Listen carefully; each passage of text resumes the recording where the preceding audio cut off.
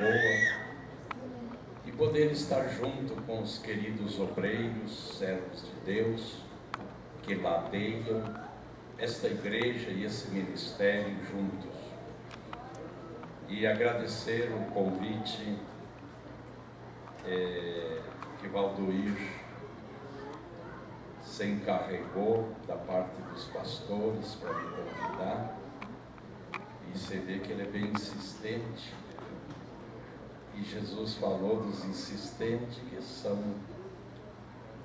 alcançam verdade. Então, irmãos, é uma honra estar aqui, é um privilégio nessas reuniões e temos plena certeza que Deus nos abençoará.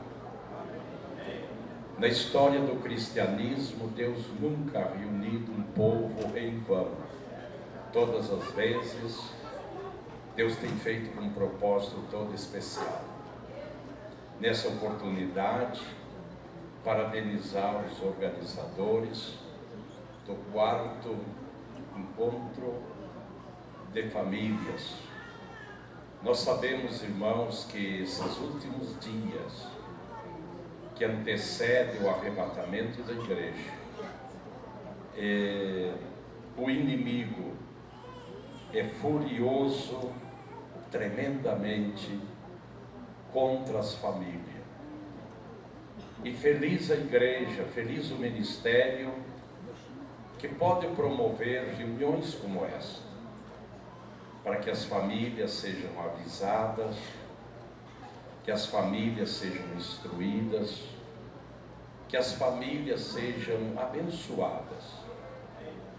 E eu quero dizer que eu tenho vindo aqui para abençoar vocês, abençoar as famílias. Hoje mesmo era muito cedo, a minha hora de levantar é às 5 da manhã. Eu tenho um particular com Deus até às 6h30, e às 7 horas eu já estou na igreja, na minha sala, e para atender as pessoas. Mas das 5h30 às 6h30 eu tenho meu particular com Deus.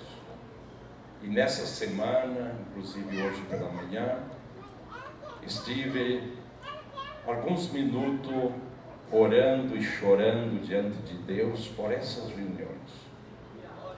Não conheço vossa dificuldade, vossas situações, mas o Espírito Santo, a quem nós dirige, nos orienta, Ele sim conhece.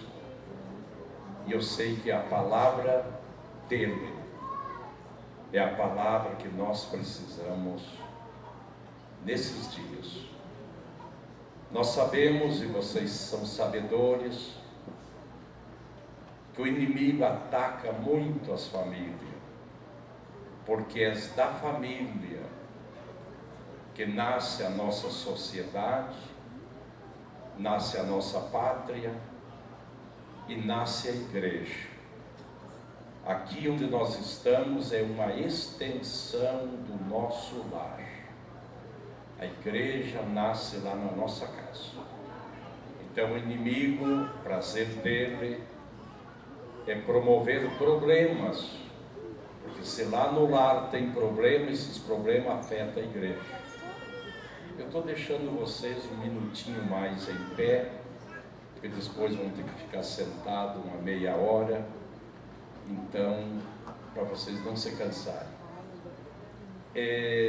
A psicologia nos diz, irmãos, que o pior sofrimento é sofrer dentro do lar. O lar foi construído para nós viver feliz. Sofrer num trabalho, sofrer nos estudos de uma faculdade, pesquisas, é um sofrimento que traz um futuro e um bem-estar. Mas sofrer aonde ele deveria ser feliz é o pior sofrimento que existe. é sofrer dentro de uma casa, no seio de uma família. E Deus colocou no meu coração uma passagem muito conhecida nossa para esta noite, que é uma família que, se eu tivesse que escrever a Bíblia, eu não colocaria essa família na Bíblia. Inclusive, tem passagens bíblicas que se eu tivesse que escrevê-la, eu não colocaria. Mas diz a própria Bíblia que essas passagens que às vezes nos preocupa, ficou escrito para a nossa advertência, como aviso para nós. Quando eu vejo um bêbado jogado numa sarjeta, não é motivo de risa, é motivo da gente agradecer a Deus pela salvação que nos alcançou um dia, senão nós viveríamos aquela situação. Eu tenho pregado muitas vezes dentro de presídios, e quando a gente entra num presídio e vê a situação dos presidiários, a gente louva a Deus por ser salvo e para a gente ter uma família, estar numa casa.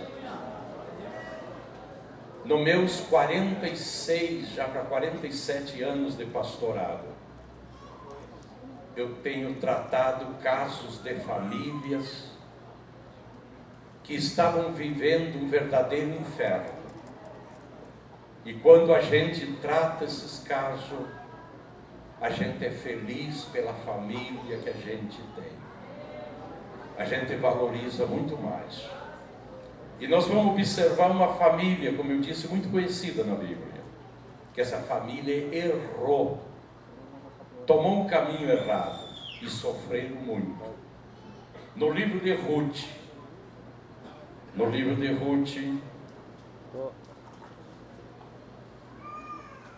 no capítulo 1, os primeiros 6 versículos, a Bíblia diz assim: e sucedeu que, nos dias em que os juízes julgavam, houve uma fome na terra, pelo que um homem de Belém de Judá saiu a peregrinar nos campos de Moabe. Ele, sua mulher e seus 2 filhos. E era o nome deste homem Elimeleque, e o nome da sua mulher Noemi, e o nome de seus filhos Malom e Quilion, Efrateu de Belém de Judá. E vieram aos campos de Moabe, e ali ficaram. E morreu Elimeleque, marido de Noemi, e ficou ela com seus 2 filhos, os quais tomaram para si mulheres moabitas, e era o nome de uma Orfa e o nome da outra Ruth, e ficaram ali quase 10 anos. E morreu também ambos, Malom e Quilion, e ficaram assim essas mulheres desamparadas de seus 2 filhos e do seu marido.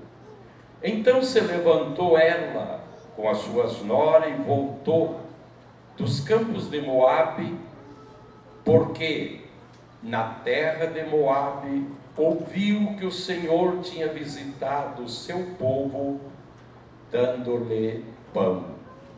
Versículo 19 a 22. Assim, pois, foram-se ambas, até que chegaram a Belém. E sucedeu que, entrando elas em Belém, toda a cidade se comoveu por causa delas, e diziam: não é essa Noemi? Porém, ela lhes dizia: não me chameis Noemi, chamai-me Mara, porque grande amargura me tem dado o Todo-Poderoso. Cheia parti, porém vazia o Senhor me fez tornar. Por que, pois, me chamareis Noemi? pois o Senhor testificou contra mim, e o Todo-Poderoso me tem afligido tanto.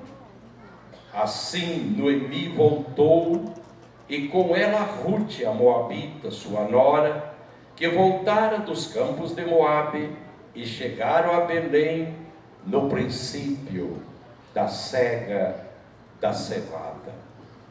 Podeis retornar a vossos assentos. Muito bem, meus queridos irmãos, como eu disse a vocês, nós temos uma passagem tão conhecida, tão lida de todos nós. E volto a dizer, uma passagem de fracasso de uma família, por caminhos equivocados que essa família tomou. E volto a dizer, serve de exemplo para nós nos dias de hoje.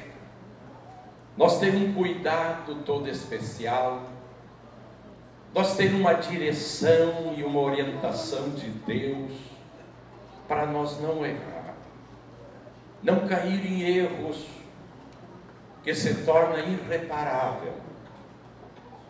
E essa passagem nos dá essa lição muito grande.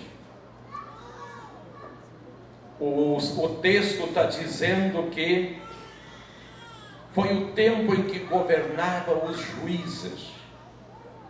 Todos nós sabemos que os juízes governaram num tempo de crise, pois Israel chegou do Egito liderado por Moisés até o Monte Nebo, e do Monte Nebo, pós sua morte, Josué introduz o povo na terra prometida. Josué, com 600.000 homens de guerra, venceram as 7 nações, destronizaram a 31 reis e venceram as 3 linhas de gigante, os filhos de Anak. Possuíram a terra que Deus tinha prometido, distribuiu as tribos, colocou as cidades de refúgio, e foi um período, desde o passo do Jordão até que as cidades de refúgio, as tribos fossem distribuídos, passou-se 14 anos. Agora passou-se mais 15 anos. Josué morre. Israel tremeu. Passado 15 anos mais pós a morte de Josué, entra uma situação muito difícil no país. Começou um problema que foi necessário uma intervenção de uma teocracia através dos juízes. O governo dos juízes foi mais de 300 anos. O governo dos juízes era semelhante a um regime militar. Eu lembro-me quando o Brasil entrou numa dificuldade da democracia. O Brasil era o primeiro país no mundo em café, em açúcar, e nós não tínhamos. Ninguém mais tinha paz. O Brasil entrou naquela situação tão difícil que foi necessário um regime militar para dar basto naquilo. A gataiada política voaram fora do Brasil, Uruguai, Argentina, Chile e outros países, e lá ficaram refugiados para não ir preso. E os militares corrigiram, colocaram o país em ordem, construíram uma Itaipu, fizeram asfaltos que hoje não podem nem manter o que eles fizeram. É uma vergonha. Assim foi nos dias dos juízes. Nos dias do juiz não dava mais, a situação do país foi terrível, veio uma intervenção dos juízes de uma teocracia. E justo nesse período, essa família, diz aqui a Bíblia, formada por Elimeleque, por Noemi, por Malom e por Quilion. A Bíblia diz que eles moravam em Belém. E a palavra Belém quer dizer casa de pão. E aonde era a casa de pão, faltou pão, diz a Bíblia. A situação no país era tão terrível que agora não tinha pão no país. E essa família não soube superar a dificuldade. Não soube superar os problemas. O ano passado eu disse aqui e repito, que aonde há seres humanos, há problemas. Alguém diz, eu quero me casar, mas não quero ter problema. Então tu te casa com um tronco de madeira, durma abraçadinho com um tronco de madeira, tome chimarrão com ele, aí tu não terá problema. Mas nós casamos com outro ser humano. E aonde há ser humano, há problema. A igreja tem problemas, porque a igreja é seres humanos. Eu tenho mais de 6.000 membros em Passo Fundo. Tem dia que a minha cabeça não dá mais, porque eu trato com ser humano. Tenho mais de 400 obreiros, só integrados são mais de 50 que recebem mensalmente, 50 famílias da igreja. E eu tenho um problema no ministério da igreja, porque o ministério da igreja é ser humano, e onde há seres humanos, há problema. Nós temos 8 orquestras e bandas de música. Eu tenho problema com as orquestras e bandas de música, porque são seres humanos. Corais, são 72 igrejas dentro da cidade. Domingo à noite é 72 cultos, 216 obreiros escalados, só domingo à noite. E nós temos problema por todas as congregações, as igrejas, porque são seres humanos. E essa família aqui, irmãos, começaram a enfrentar um problema. Na casa de pão, onde deveria ter pão em abundância, faltou pão. Mas esses problemas devem ser solucionados, administrados. Não se deve tomar caminhos equivocados, alternativas erradas, porque depois tem um preço muito caro a ser pago. Fiz uma pesquisa para escrever sobre divórcio, e eu já encontrei que 80% dos que se divorciaram estão vivendo pior que antes. 80%. Isso é uma tristeza. Faz um divórcio pensando que vão solucionar um problema. Em vez de buscar em Deus, tomar o caminho certo, buscar a orientação dos ministros, dos homens de Deus, tomam caminhos equivocados, alternativas erradas. E isso nós lamentamos. E essa família não soube administrar o problema em Belém. Levantaram a cabeça. Tu sabe que Belém é uma cidade alta, está ao ladinho. Hoje é só uma rua que separa Jerusalém de Belém. Naqueles dias era 8 quilômetros, mas hoje é só uma rua. Belém tem 800 metros da altura do nível do mar, e Moabe está para o sul, e está lá no vale do Jordão, do Mar Morto, entre o Mar Morto e o canal de Acaba. É uma planície, é uma baixada. Belém está lá em cima e Moabe está lá embaixo. Ademais disso, Os moabitas eram inimigos do povo de Deus, eram contrários. E eles levantaram os olhos e para Moabe viram o povo moabita vivendo bem. Lá tem pão em abundância e nós aqui estamos passando necessidade.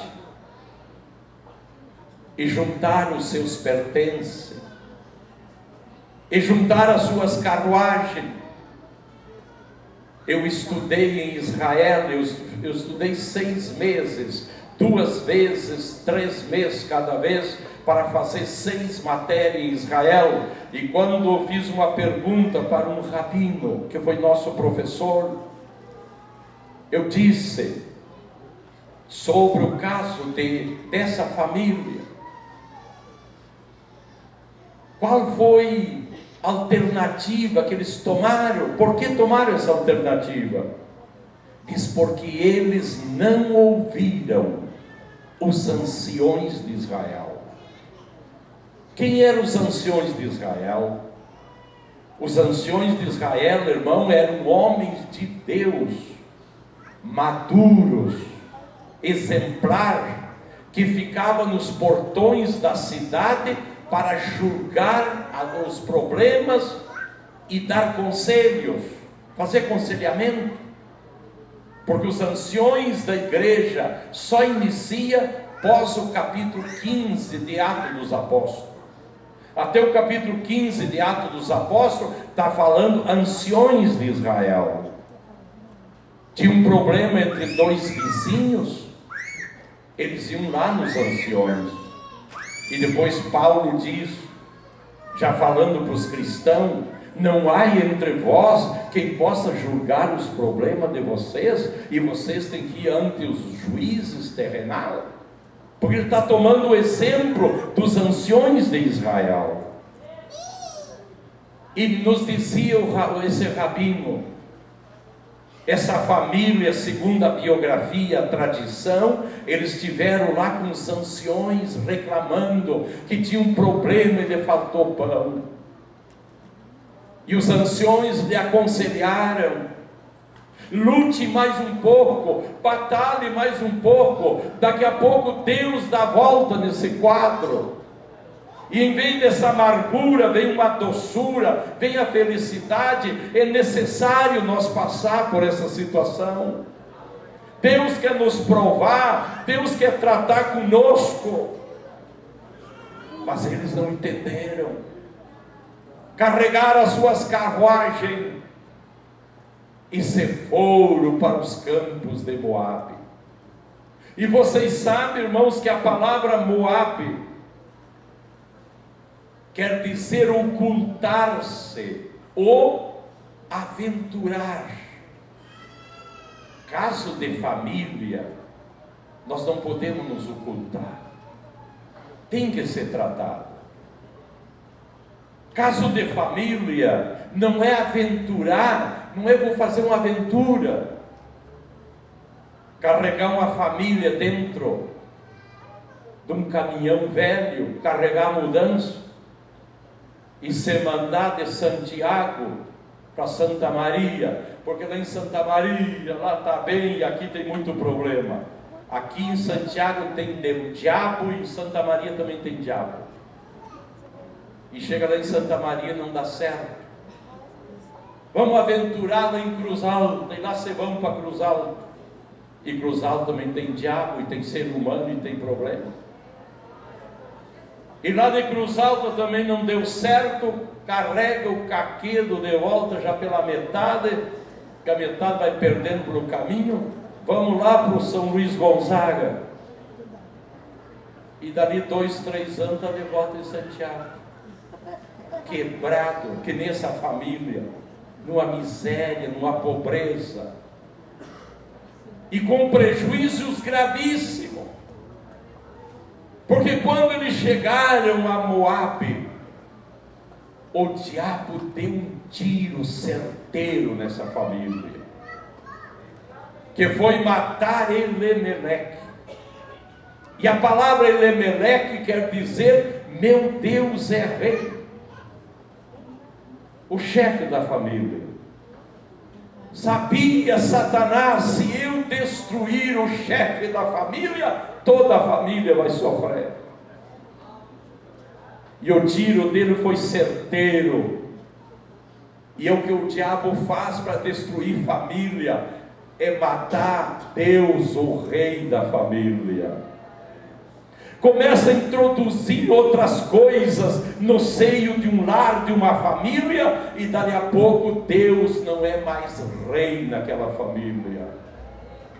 Outras coisas assumem o lugar de Deus na família.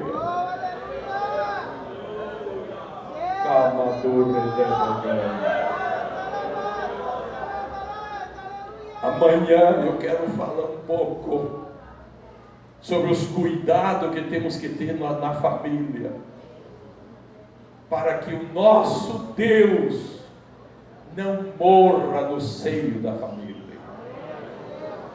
Que o nosso Elimeleque, que é Deus Rei, não venha abandonar a família. Eu desejo, o prazer do diabo é tirar Deus da família. E amanhã eu quero provar para vocês coisas que o inimigo usa para afastar Deus de uma família. Ele sabe que Deus é tudo na família. Engrandecido é o nome de Jesus. Mas o diabo não é apurado. Nós que somos meio apuradinhos, pagamos dízimo pela manhã, e à tarde já queremos o resultado do dízimo que eu paguei essa manhã. Jejuamos hoje e amanhã já queremos a resposta. Senão já estamos estragados. O diabo não é apurado. O diabo, irmãos, ele estuda a vida, o lar de uma família, e vê a brecha por onde eu posso entrar, como eu posso fazer para afetar, para tirar Deus desse lar, tirar Deus dessa família, tirar o Elimeleque, porque ele sabe que é o momento que o elimine, que Deus não atue mais, Deus não tenha prazer nesse lar, Deus não se sinta bem, o Espírito Santo não se sinta bem dentro desse lar. O inimigo sabe que ali está a vitória dele. E quando morre Elimeleque, agora vai tratar com Malom. E a palavra Malom quer dizer enfermo. Em outra tradução diz canceroso. Uma pessoa cancerosa, enferma. Mas Israel tinha suas 7 grandes festas, das quais 5 eram solenes. E das 5 solenes, 3 delas era onde se levava os dízimos. Cada 4 meses Israel tinha que dizimar nas 3 festas solenes. Em 3 festas solenes. Depois vinham as ofertas, muitos tipos de oferta que somavam um total de 31% que um judeu tinha que dar para a obra de Deus. Hoje, você fez uma pesquisa e se encontrou que o crente que está mais ajudando a igreja hoje está dando 14%. Só 14%, o que mais dá? Mas naqueles dias era 31%. E essas festas muitas vezes duravam uma semana, 10 dias. E o Malom, o canceroso, o enfermo, ele ia para a festa junto com a sua família. E durante esses dias de festa era um renovo na saúde do Malom. Aquele câncer estava freado, aquela doença estava estancada. Deus era o rei da família. voltavam, mas dali uns dias mais tinha outra festa, eles subiam para as festas, e era outro renovo, e o Malom continuava vivendo, mas errou, tanto ele como seu irmão, casar com mulheres moabitas, que não podiam fazer isso. Foi que nem Sansão, quando a sua mãe e os seus pais lhe disseram: Sansão, não há entre o povo de Deus uma mulher, e por que tu vai buscar uma filisteia? Mas ele disse uma palavra que custou caro. Ele disse: eu gosto dela. E esse eu gosto dela fez ele perder o direito de juiz de Israel, perder seus olhos, mover uma pedra que pesava 400 quilos para moer os cereais, com um animal cego, e depois morrer com os filisteus, só por aquela expressão: eu gosto. E esses dias eu preguei para a nossa juventude em Passo Fundo o preço caro que tem o eu gosto. Tem um preço caro, que depois não há retorno. O diabo leva longe para surrar, para que ele não volte. O diabo tira do lugar santo, do lugar protegido, que Jesus disse: as portas do inferno não prevalecem contra a igreja. Neemias era sábio, era um homem de Deus sábio, porque quando os inimigos disseram, eles já levantaram os muros pós-cautividade, faltam os portões, mas aquele Gesem disse: se passar uma raposa por cima dos muros vai cair. Mas dali a pouco eles disseram, os inimigos do povo de Deus: está bem feito, foi bem construído, agora nós estamos perdidos.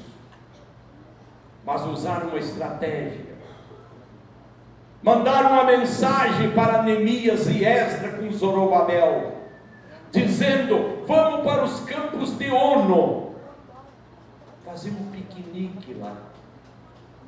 Fazer piquenique. Original, a tradução do hebraico do original ao português sai piquenique, mas é diabo sujo. Eu não posso mais entrar lá dentro, porque os muros estão bem construídos, então vamos tirar eles fora. Mas lá estavam 3 homens de Deus, Neemias, Esdras e Zorobabel, e mandaram uma mensagem dizendo: estamos fazendo uma grande obra e não temos tempo para piquenique. É a filosofia satânica, irmãos, tirar a família da igreja e levar lá longe para surrar, porque ele sabe a palavra de Jesus: as portas do inferno não prevalecem contra a igreja.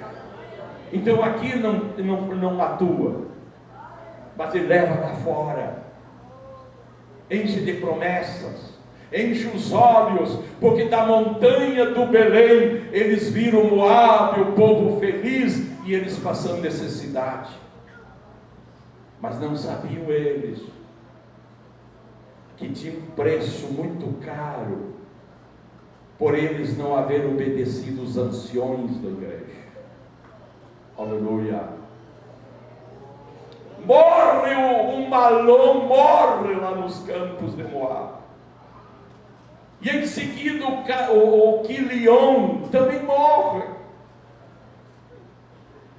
E Quilion quer dizer fraco, débil, sem força, desanimado. Tem vários sinônimos. Quer dizer a palavra Quilion. Tudo estava mal para Quilion, porque problemas Para ele era uma dificuldade intransponível. Qualquer situação difícil, ele atirava com tudo, um desanimado. E essa gente que assim faz tem um preço a pagar. Em vez de confiar em Deus, buscar os caminhos certos para solucionar esse problema do lar, da família, o desanimado. Mas ainda eles estavam em Israel, e quando eles iam a estas festas solenes, o desanimado vinha animado, e dava para caminhar mais uma milha. Quando desanimava de novo, tinha outra festa, e quando voltavam daquelas festas, era um gigante de novo. Mas lá nos campos de Moabe, terminou as festas solenes, e o desanimado morreu. Lá ficou Noemi com as 2 noras, e diz aqui a Bíblia, que passou 10 anos, e o diabo é sujo. Nós dizíamos aquele rabino, nós começamos a fazer algumas perguntas, e ele passou das nossas perguntas, até o que nós não perguntávamos, ele incluiu nesse assunto. E disse ele que, no primeiro ano que eles estavam lá, pesou uma situação em Moabe pior do que eles estavam em Belém. Agora tinham saudade de Belém, perderam tudo. As carruagens que levaram com os seus bens, perderam tudo. E dizia esse rabino, que Noemi dizia, nós não podemos voltar agora para Belém, nós estamos mal, vamos chegar lá trapilhas, vamos chegar lá mal, com fome, na miséria, pé descalço, vamos esperar mais um ano, daqui um ano vai melhorar, aí nós melhoramos, depois nós voltamos. Isso quer dizer o diabo levando mais para o fundo do poço, afundando mais. Era um ano mais de fracasso. Eu podia voltar, mas eu chegar lá, eu tenho vergonha, eu saí de lá, depois ela diz ali, eu saí em abundância e voltei em miséria, eu saí alegre e voltei triste. O Todo-Poderoso diz ali, me visitou com amargura. Vamos esperar mais um ano, daqui um ano vai melhorar. E o sofrimento era pior, e sofreram 10 anos, por serem teimosas, por não se dobrar, porque diz ali a Bíblia, que agora se soube em Moabe, que Deus tinha visitado Belém, dando pão em abundância. Mudou aquele quadro. O choro pode durar uma noite, mas a alegria vem pela manhã. As dificuldades nos surgem, mas daqui a pouquinho Deus nos faz superar. As situações nos vêm, irmãos, na vida matrimonial, na vida familiar, na vida econômica, na saúde. Somos humanos, e Deus muitas vezes nos permite, porque disse Noemi, o Todo-Poderoso me visitou com amargura. Por que isso? Porque bem sentadinho nos bancos da igreja, com orquestra, corais, pregadores, climatizado a igreja, lá fora fervendo de calor, aqui feliz. Aí Deus fala, desculpe a expressão, mas entra num ouvido e sai no outro. não dá valor. Deus agarra seus ministros e nos exorta, nos corrige. Eu cheguei agora de Presidente Prudente, estava pregando para mais de 1000 alunos dando aula, e eu falei sobre o aguilhão que Paulo refere quando Jesus fala com ele, derruba ele ao chão no caminho de Damasco, e ele diz: quem é, Senhor? Eu sou Jesus, a quem tu persegues, e dura coisa te és recalcitrar contra o aguilhão. A palavra recalcitrar quer dizer dar coice, e aguilhão é uma ferramenta que tem 20 centímetros, com a ponta aguda, e ao lado, nessa ferramenta, tem 3 argolas, colocadas numa vara de 3 metros, para dominar os animais. Meu pai era um engenheiro, construía silos e serraria, e eu me lembro, uma das serrarias que ele tinha que dar funcionando, pegava do zero e tinha que entregar funcionando, e ficar mais um mês acompanhando a serraria, máquina a vapor, e uma delas tinha 8 juntas de boi. E eu lembro-me que tinha um boi do coice, que era o manchado e o aparecido, que eu tinha 6, 7 anos. E aqueles 16 bois obedeciam um boieiro só pelo aguilhão. Ali um chacoalho fazia aquelas argolas.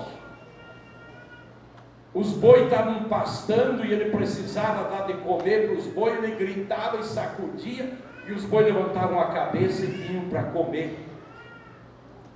Depois ele colocava os 8 cangas e gritava: manchado, aparecido. E cada um vinha no seu lugarzinho, eles não ficavam ao contrário, cada um tinha o lado certo de puxar.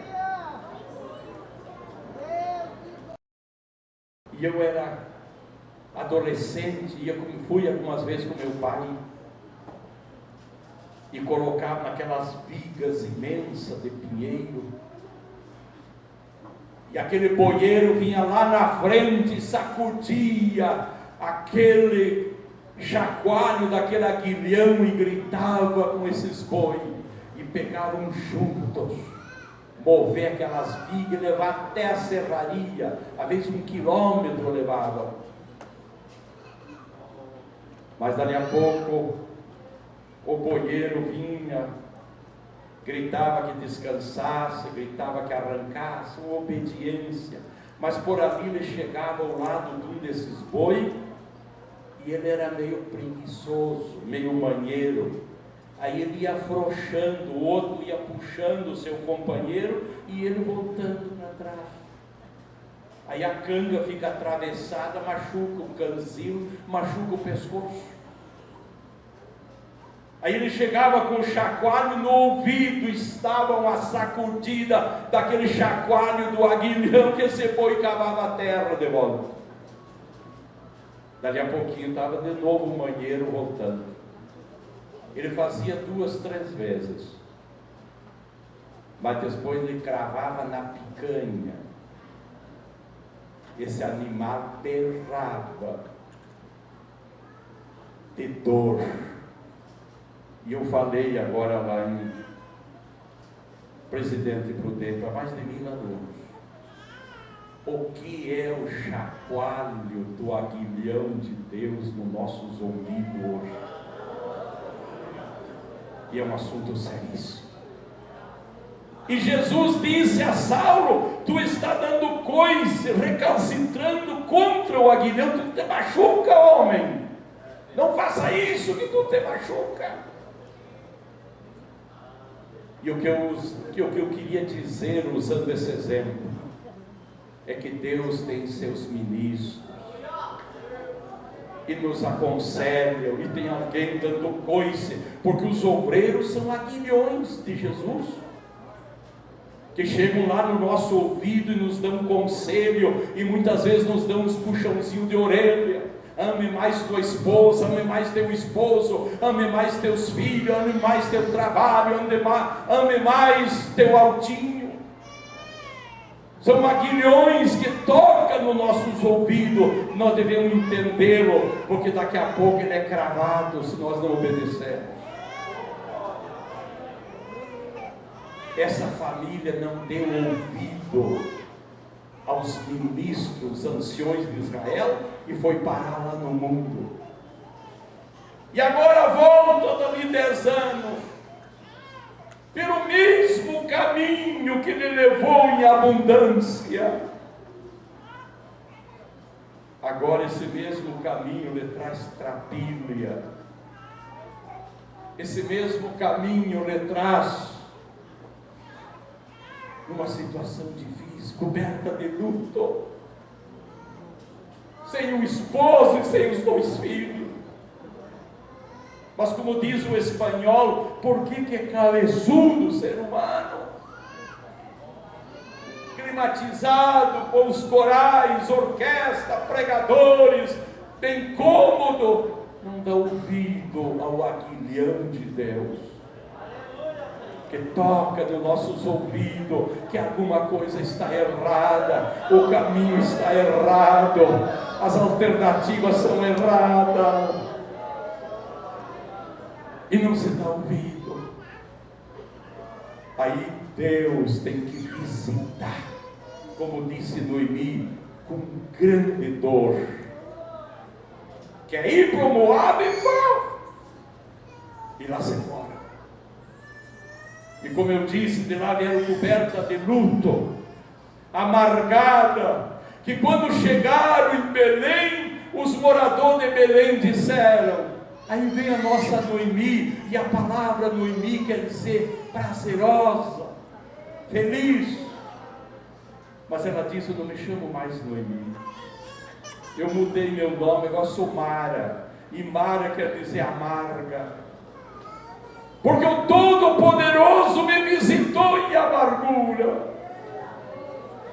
E diz ali a Bíblia, me levou com as mãos cheias e me trouxe de mão vazia.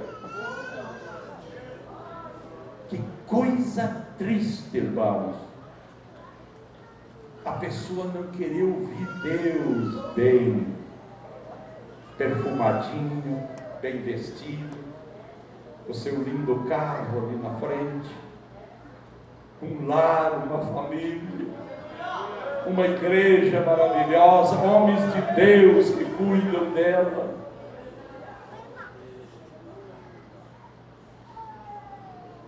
E você toma alternativas erradas, equivocadas. Às vezes qualquer problemazinho. Eu não vou mais no círculo de oração, porque eu não gostei da cara da irmã Maria, então eu não vou mais lá no círculo de oração, não vou mais cantar no coral, porque Isabel está cantando e eu não canto com Isabel. Cuidado, senhor.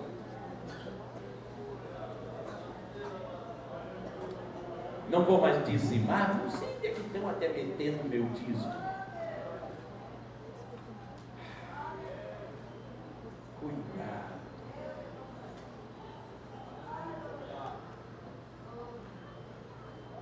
Desses meus 46 anos de ministério, eu tenho visto o crente apanhar de dar dó.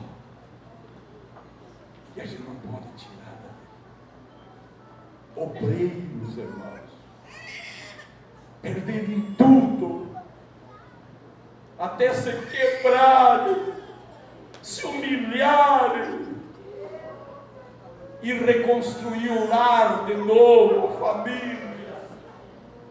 Outros já atrasados, já perderam filhos, por alternativas erradas que tomaram, que nem essa família.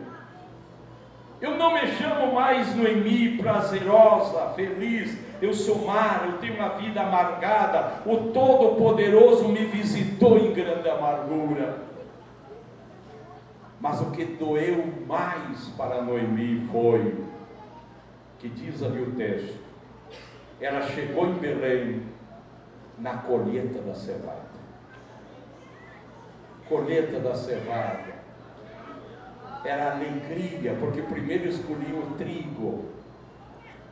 Primeiro colhiam o trigo, e a colheita do trigo era para pagar dívidas e colocar em ordem.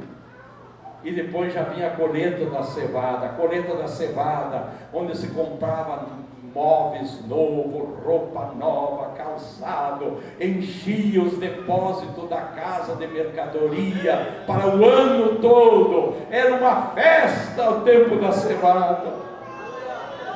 Por que ela não chegou no tempo do trigo? Mas chegou no momento de regozijo do povo de Belém. Chegou e disse, mas que tristeza, que estava fazendo eu lá no Moabe, sofrendo 10 anos, porque não voltei em seguida a pedir misericórdia, porque não voltei em seguida a dizer, eu quero voltar para o coral, eu quero voltar para o círculo de oração, eu quero continuar dizimando, eu quero o meu lugarzinho lá. Psicologicamente essa mulher, irmãos, ficou destruída. Mas menos mal, diz ali a Bíblia, que ela encontrou um povo que lhe recebeu de braços abertos. Tem gente, pastor Armarinho, que se vai das nossas igrejas, que dá vontade a gente nunca mais receber. Nunca mais. Eu já vi pastor dizer, graças a Deus que se foram. Mas dali a pouco estão de volta, quebrados, machucados, cobertos de luto, miséria. Esses dias, pastor, nós tínhamos uma família, eu não gosto de mencionar nome, fiéis, servindo a Deus na nossa cidade. Mas uns 5, 6 anos atrás, entrou uns bichinhos na cabeça. E já a igreja não presta, pastor não presta, obreiro não presta, coral não presta, nada presta. Como diz aí no interior, abichou, né? Ficou abichado. Vocês sabem que o salmista, quando diz, unge a minha cabeça com óleo, o meu carro estará transbordando. Por que ele fez isso? Porque ele olhou um pastor por a ovelha. Porque a ovelha, ela dava uma dor de cabeça, como fosse um resfrio, um gripe para nós.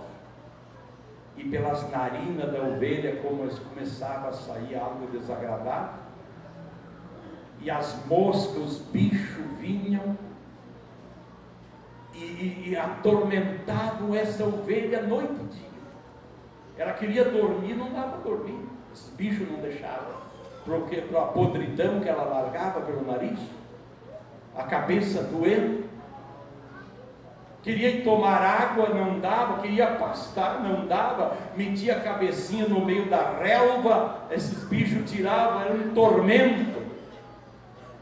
Se o pastor não encontrasse ela, ela morria. Mas quando o pastor encontrava nesse desespero, ele agarrava, e lá no seu bolso pastoril estavam os medicamentos, ele limpava bem a cabecinha da ovelha, medicava e passava um óleo repelente na cabecinha da ovelha. Aí os bichos vinham, tem um óleo repelente. Aí ela pastava tranquila, dormia tranquila, e daqui a pouquinho ela estava restabelecida. Senão ela morria. E o salmista viu isso e disse, unge a minha cabeça com óleo, não deixe faltar, aí o meu Carlos vai estar transbordando. E Salomão também disse, em todo tempo seja branco as tuas vestes, não deixe faltar esse óleo.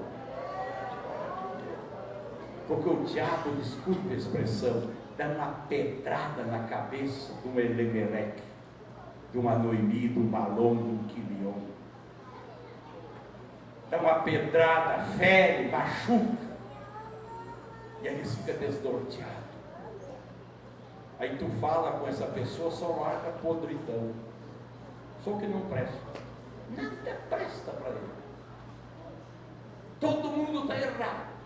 A esposa está errada, os filhos estão errados. Se a esposa derrubar uma tapa de panela, uma tampa, né? Tampa. Eu estava agora 10 dias, tirei umas férias, fui 10 dias para a Argentina. Já vim de lá com a língua atada de volta.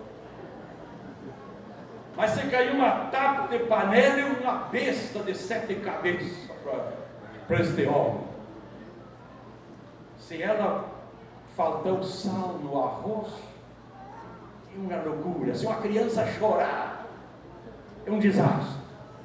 Se a pessoa não que só larga podridão, só que não presta. Eu preguei para casais em Curitiba, levei minha esposa e coloquei ali e eu disse, depois de 46 anos de casado, hoje eu amo mais minha esposa, quando nos casamos. Que nós passamos nesses 46 anos e superamos. E está lá essa mulher valorosa ao lado da gente. Mas quando a cabeça não está largando podridão, pode ser a melhor esposa, o melhor esposo, os melhores filhos, o melhor pai, nada presta. Tudo está mal. Aleluia. Aí o diabo lhe atormenta dia e noite. Aí agarra o caminhão velho, o Chevrolet velho lá, cai nos pedaços, mete um caqueiro em cima e não para, fazendo uma esposa sofrer com filhos. Uma tristeza. Mas que bom que você está aqui essa noite. Que bom.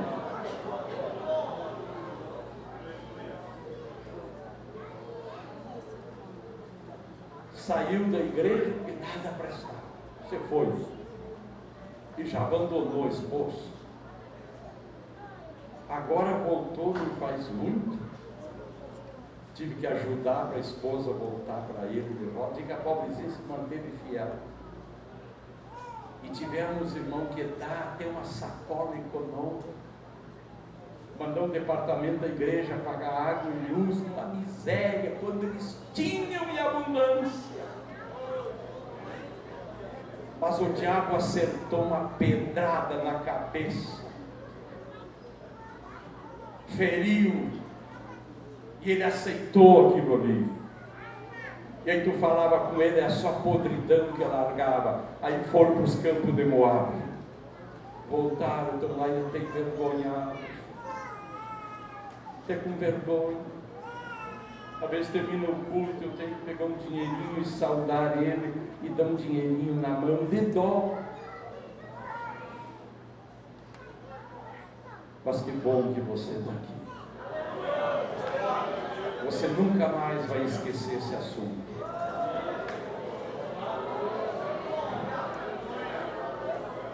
Atenua no teu pescoço. Talvez hoje está tudo bem, mas amanhã ou passado, nas encruzilhadas da vida, essa mensagem te fará falta. O nosso Deus não chega atrasado. Te coloca em pé. Eu quero orar por você.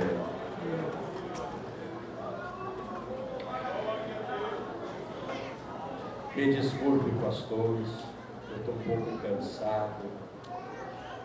E amanhã, se Deus quiser, não vai estar mais aliviado. Brigamos um buraco ao lado do outro nesse asfalto aí que dá medo. Pensei que menos mal que saímos cedo, não era 2 da tarde quando saímos. E estou um pouco cansado.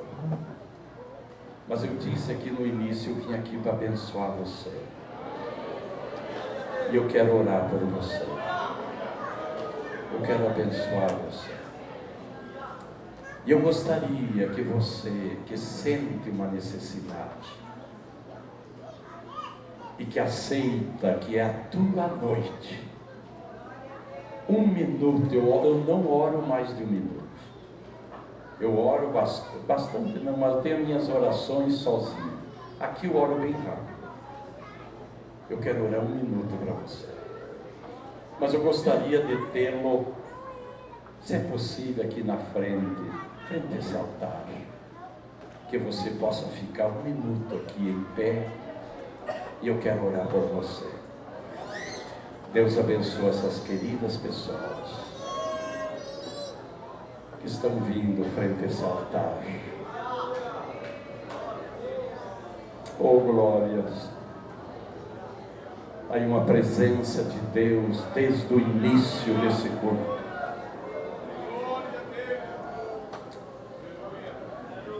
Eu posso respirar, nós podemos respirar uma glória, uma presença de Deus nesse lugar. Essa tua noite é a tua noite. Que bom! Eu quero te dizer que esse lugar frente ao altar é um lugar precioso, a igreja toda é preciosa, mas esse espaço aqui é especial. Esse espaço é especial. Feliz de quem pode chegar frente ao altar. Deus não te defrauda. Deus não te desampara. Coloque a tua mãozinha sobre o teu coração. Eu quero abençoar esse coração. A Bíblia me manda. A Bíblia me dá direito. E eu quero orar por você.